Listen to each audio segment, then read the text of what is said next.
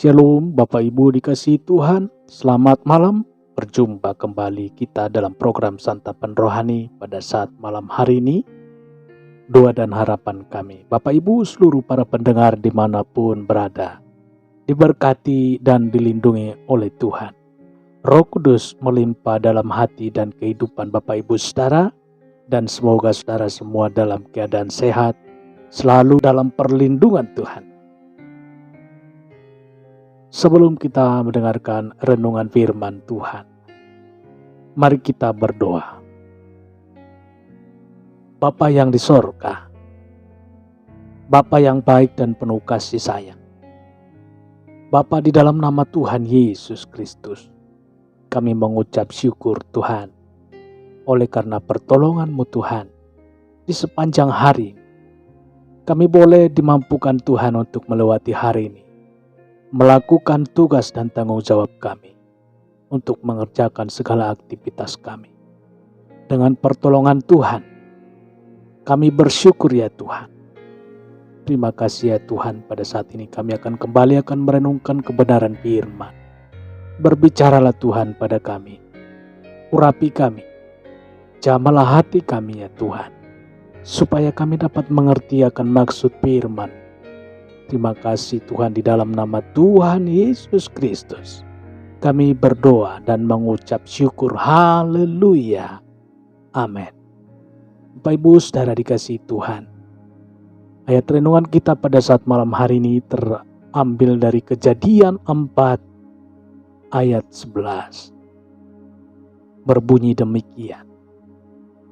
Maka sekarang terkutuklah engkau, terbuang jauh dari tanah yang mengangakkan mulutnya untuk menerima darah adikmu itu dari tanganmu.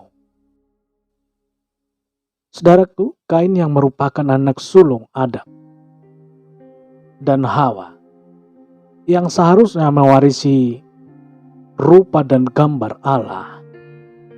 Namun Kain telah berubah menjadi yang berasal dari si jahat. Bahkan ia membunuh Habel adiknya, saudara. Mengapa Kain berubah menjadi seorang pembunuh? Pemicunya dimulai pada saat Kain dan Habel mempersembahkan korban kepada Tuhan. Kain membunuh Habel karena persembahannya tidak diindahkan Tuhan, sedangkan persembahan Habel memuaskan hati Tuhan. Ibrani pasal 11 ayat 4 menjelaskan bahwa persembahan Habel lebih baik daripada persembahan Kain, saudara. Mengapa persembahan Habel lebih baik? Ternyata Habel mempersembahkan korban persembahannya dengan iman, sedangkan Kain tidak dengan iman, saudara. Padahal Kain dan Habel sama-sama bertumbuh di bawah pengajaran firman melalui Adam dan Hawa, termasuk dalam hal mempersembahkan korban kepada Tuhan. Namun dari pengajaran itu, saudara, Habel telah bertumbuh menjadi orang yang setia dan taat kepada firman Tuhan. Namanya dicatat sebagai nama pertama tokoh-tokoh iman dalam Ibrani pasal 11. Sedangkan Kain, saudara, ia bertumbuh menjadi seorang yang tahu tentang Allah tetapi telah kehilangan iman. Kain telah berubah dari seorang keturunan ilahi menjadi seorang keturunan iblis. Jadi persembahan yang lebih baik adalah persembahan yang dilakukan dengan iman. Masalah terbesar Kain adalah ketika ia mempersembahkan korban kepada Allah, ia tidak melakukannya dengan iman. Buktinya ia hanya mempersembahkan sebagian dari hasil tanahnya. Mempersembahkan dari hasil tanahnya kepada Tuhan. Kain menganggap bahwa mempersembahkan korban kepada Tuhan merupakan hal yang biasa dan sudah sering yang lakukan, sehingga ia tidak dengan sungguh-sungguh, saudara. Kain melakukannya berdasarkan kemauannya sendiri, bukan berdasarkan kehendak Tuhan. Inilah yang terkadang terjadi juga dalam kehidupan kekristenan kita, yaitu karena terlalu sering dan terlalu biasa dan telah menjadi suatu rutinitas, maka kita hanya memberi sebagian saja kepada Tuhan. Ternyata hal ini menunjukkan bahwa sebagian orang percaya kita telah kehilangan iman. Terkadang kita tahu bahwa kita memberi untuk Tuhan, tetapi kita hanya memberi sebagian atau membatasi jumlah yang pantas buat Tuhan. Jangan mengurangi rasa hormat kita kepada Tuhan. Jangan anggap sebagai rutinitas. Biasa, sebab kekristenan itu bukan rutinitas, tetapi tentang hubungan dengan Tuhan. Haleluya. Secara berkelanjutan Amsal pasal 15 ayat 8 mengatakan, korban fasik adalah kekejian bagi Tuhan, tetapi doa orang jujur dikenangnya. Orang fasik adalah orang yang percaya Tuhan atau orang tahu firman Tuhan tetapi tidak melakukannya. Sesuai firman Tuhan, inilah yang dilakukan Kain, saudara. Ia tahu bahwa Tuhan itu layak diberi persembahan yang terbaik tentunya, tetapi ia hanya memberi sebagian. Marilah kita belajar dari Habel yang mempersembahkan anak sulung kambing dombanya, yang berarti bahwa Habel telah mempersembahkan korban yang pertama, yang terutama dan yang paling berharga buat Tuhan. Roma pasal 10 ayat 17 menjelaskan bahwa iman timbul dari pendengaran firman Tuhan. Jadi Habel bisa mempersembahkan korban yang lebih baik karena Habel dengar-dengaran kebenaran kepada firman Tuhan. Dan dalam perkembangannya, pola mempersembahkan anak sulung kambing domba merupakan hal yang terus dilakukan oleh bangsa Israel dari generasi ke generasi, sebab hal ini akan menunjukkan kepada korban Yesus di kayu salib.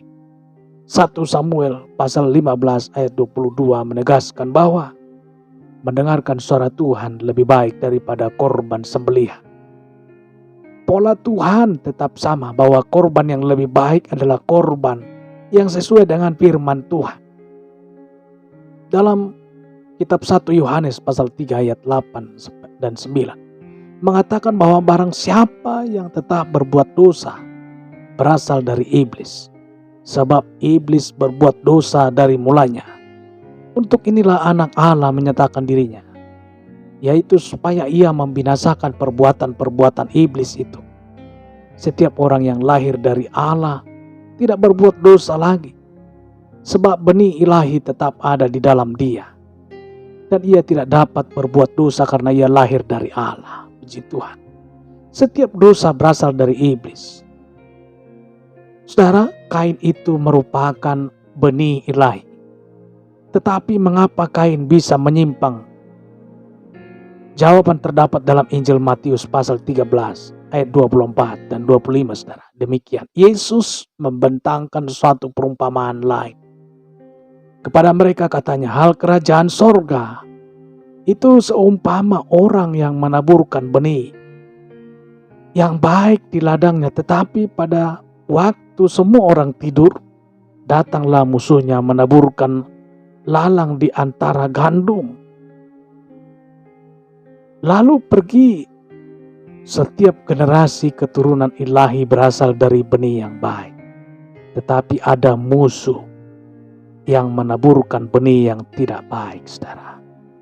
Proses yang dialami Kain dari seorang generasi keturunan ilahi menjadi seorang pembunuh tidak terjadi dalam waktu yang singkat, saudara. Kain telah membuka dirinya dimasuki oleh benih yang tidak baik. Sampai hari ini iblis masih bekerja seperti ia bekerja pada zaman Kain.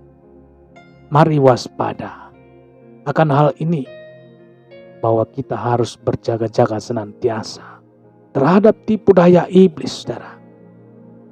Sebab iblis masih suka menaburkan benih yang tidak baik kepada anak-anak Tuhan. Saudara dikasih Tuhan, pada saat kita kehilangan gairah dan semangat untuk dekat atau melayani Tuhan, pada saat itulah kesempatan yang subur bagi iblis menaburkan benih jahatnya dalam diri kita, benih iblis pun bisa bertumbuh. Bahkan bertumbuhnya sama dengan benih yang baik.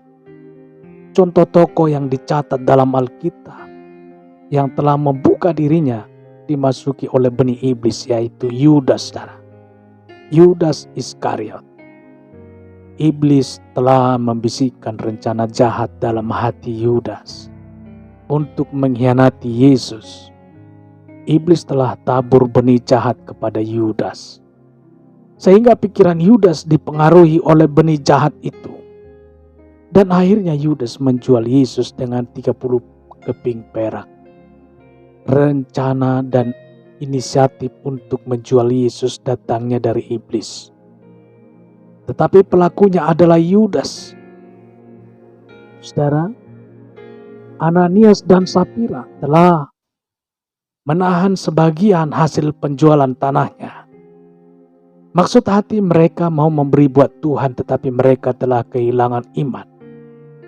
Sehingga yang mereka berikan kepada rasul-rasul hanya sebagian saja. Hati mereka telah dikuasai oleh iblis. Kita harus waspada terhadap nabi-nabi palsu. Sebab mereka menyamar seperti domba. Tetapi sebenarnya mereka adalah serigala yang buas. Mereka datang hanya untuk memanfaatkan umat Tuhan. Mereka menutupi dosa atau kejahatannya dengan jubah rohani mereka. Telah memelihara benih yang iblis tabur dalam diri mereka. Pola iblis menaburkan benih jahat selalu sama polanya yang iblis lakukan kepada Kain juga. Ia terapkan kepada Yudas.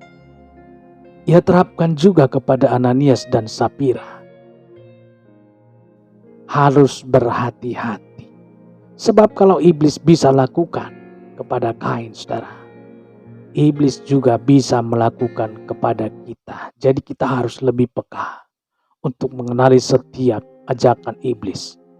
Mari belajar menggunakan perjalanan rohani kita sesuai dengan iman dan firman-Nya.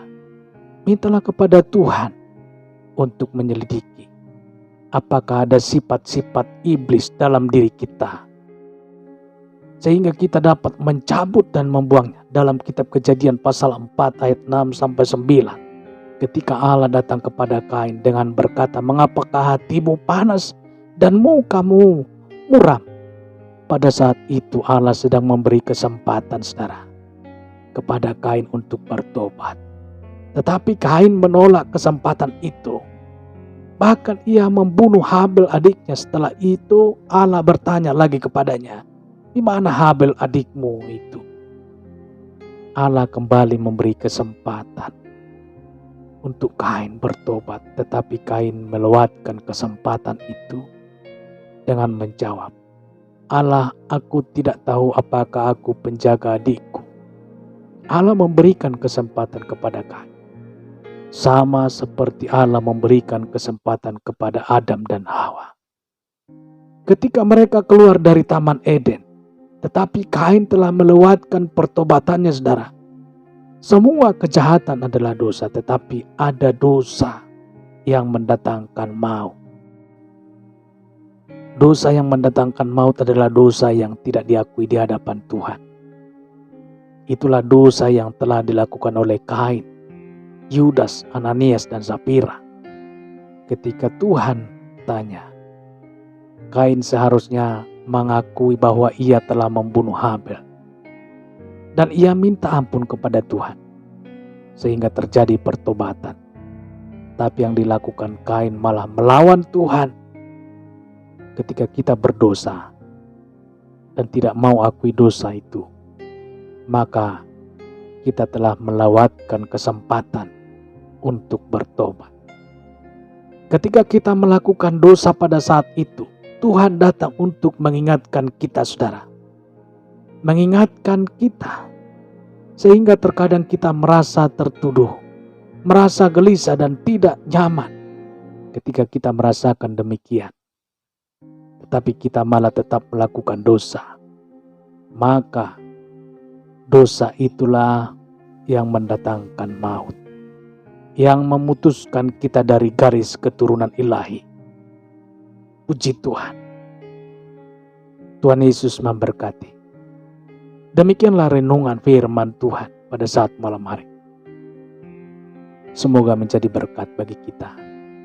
Dan untuk menutup renungan ini saudara, mari kita berdoa.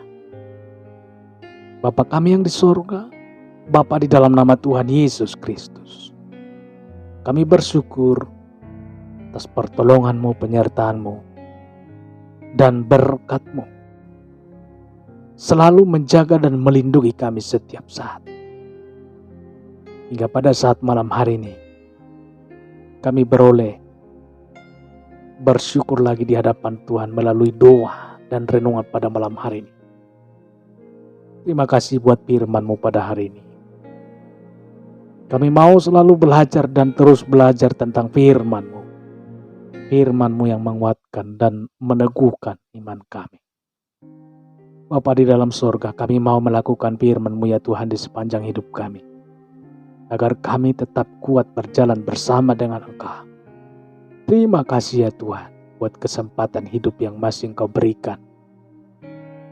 Bapa di dalam surga, mau pakai untuk hormat dan kemuliaan bagi nama-Mu. Kiranya Engkau terus memberkati kehidupan kami, keluarga kami, sanak saudara kami, daerah tempat tinggal kami, bangsa dan negara kami, pemerintah kami semuanya dalam perlindungan-Mu Tuhan. Jadikanlah kami sesuai dengan kehendak-Mu. Tuhan, hamba berdoa untuk saudara-saudaraku, saudara-saudara kami yang sudah mendengarkan renungan firman Tuhan, program santapan rohani pada saat malam hari ini, yang sedang mengalami sakit ya Tuhan, biarlah tangan kasih Tuhan, kuasa Tuhan berkarya, memberikan kesembuhan bagi saudara-saudara kami yang mengalami sakit, dan memberikan setiap jawaban doa bagi setiap saudara kami yang mengalami permasalahan. Di dalam nama Tuhan Yesus, kami berdoa pada saat malam hari ini. Lindungi kami Tuhan sepanjang malam ini, sehingga kami boleh bangun besok pagi dengan tubuh yang sehat, yang kuat serta diberkati oleh Tuhan. Terima kasih Tuhan, inilah yang menjadi doa dan permohonan kami. Dalam nama Tuhan Yesus, kami berdoa dan mengucap syukur. Haleluya. Amin. Baik Bapak Ibu dikasihi Tuhan, demikian pendengaran firman Tuhan pada saat malam hari ini. Kiranya tangan kasih Tuhan yang menjaga dan melindungi dan memberkati Bapak Ibu seluruh para pendengar dimanapun berada. Dan sampai jumpa esok hari dalam program Santapan Rohani. Tuhan Yesus memberkati. Haleluya. Amin.